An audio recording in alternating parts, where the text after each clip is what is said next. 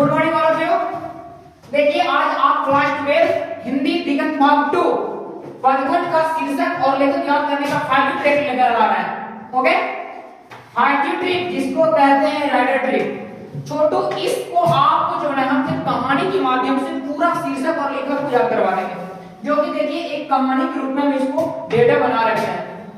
और देखिए आपको जो पदखंड में 12 चैप्टर पढ़ना है ना, 12 चैप्टर में हम एक लाइन डिवाइड इसको करके रखे हैं, इसलिए उसको क्या है कि प्रत्येक लाइन से आपको शीर्षक और लेखक मिल पाएगा।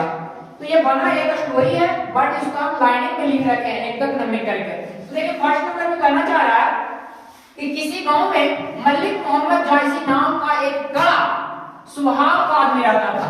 कैसा? कड़ा स्वभाव का। तो देखिए कड़ा से निकला कड़वट, कड़ा से कड़वट। और ये कैसा आदमी था जी?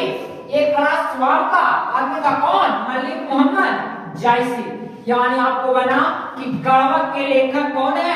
तो मलिक मोहम्मद जायसी। क्या याद हुआ? फिर से देखिए, इसी गांव में मलिक मोहम्मद जायसी नाम का एक कड़ा स्वभाव का आदमी रहता था। यानी कड़ा से निकला कड़वट, यानी कड़वट के लेखक कौन है? मलिक मोहम्मद जायसी।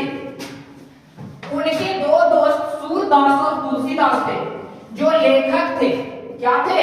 लेखक। उन्होंने पद लिखा करते थे। अब जब वो लेखक है तो कुछ भी लिखा करते होंगे, बट क्या लिखते हैं? पद लिखा करते थे। यानी पद के लेखक कौन है? सूरदास और तुलसीदास। देखिए आपका जो है ना दिगंत भाग 2 में 2 को पद लिखा है, उसको एक को पद फर्स्ट कही और एक को पद सेकंड कही। तो पद फर्स्ट का लेखक सूरदास और पद सेकंड का लेखक तुलसीदास है। कहना है कि उनके दो दोस्त थे, किनको? मलिक मोहम्मद जायसी के सूरदास और तुलसीदास। तो क्या लिखा करते थे? पद। यानी पद के लेखक कौन है? सूरदास और तुलसीदास। क्या हुआ जी? पद के लेखक कौन है? सूरदास और तुलसीदास।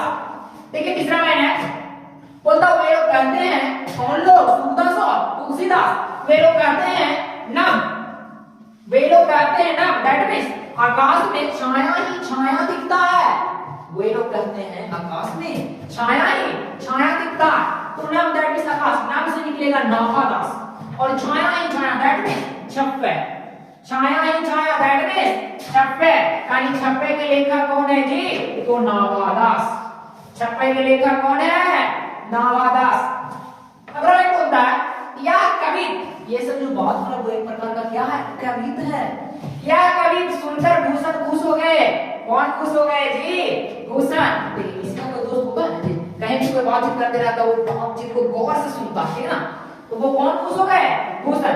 या कवित सुनकर भूषण खुश हो गए। यानी कवित के लेखक कौन है?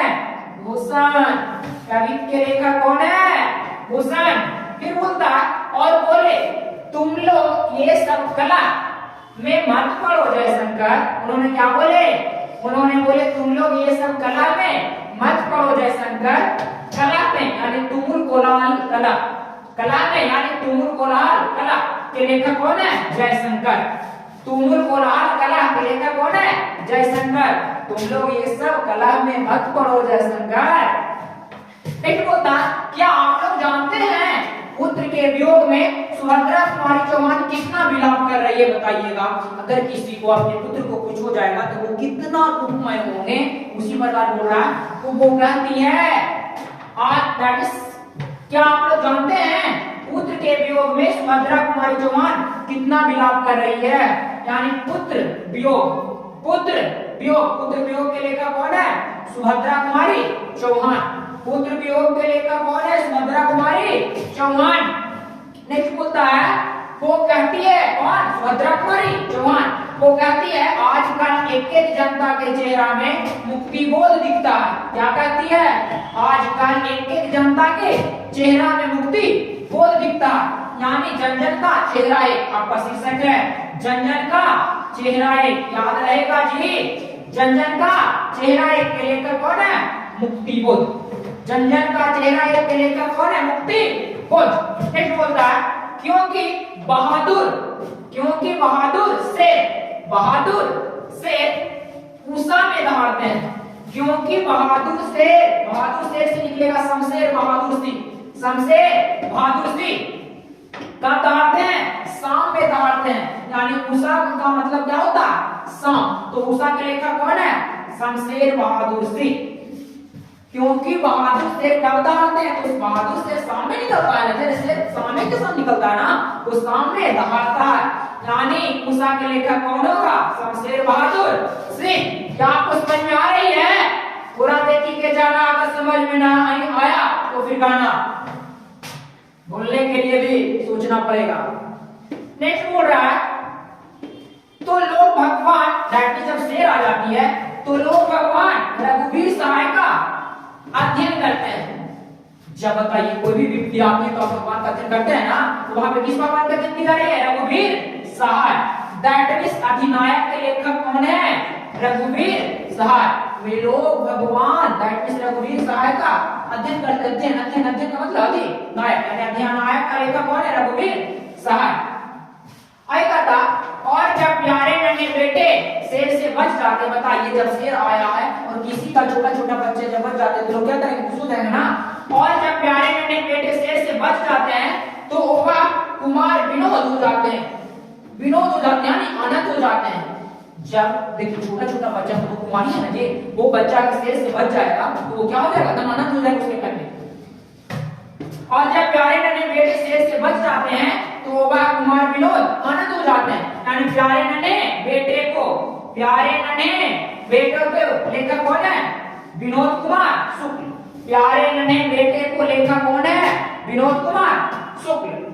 नेक्स्ट है, दुनिया की यही हार जीत में लोग शोक का बाजी मार लेते हैं। दुनिया की यही हार जीत में लोग शोक, शोक का मतलब अशोक निकला है, शोक का बाजी, बाजी का मतलब वाजपेयी, यानी वाजपेयी दैट इज क्या कर रहा है कि दुनिया के यही हार जीत में, यानी हार जीत के लेखक कौन है, दुनिया के यही हार जीत में, हार जीत के लेखक कौन है, अशोक वाजपेयी।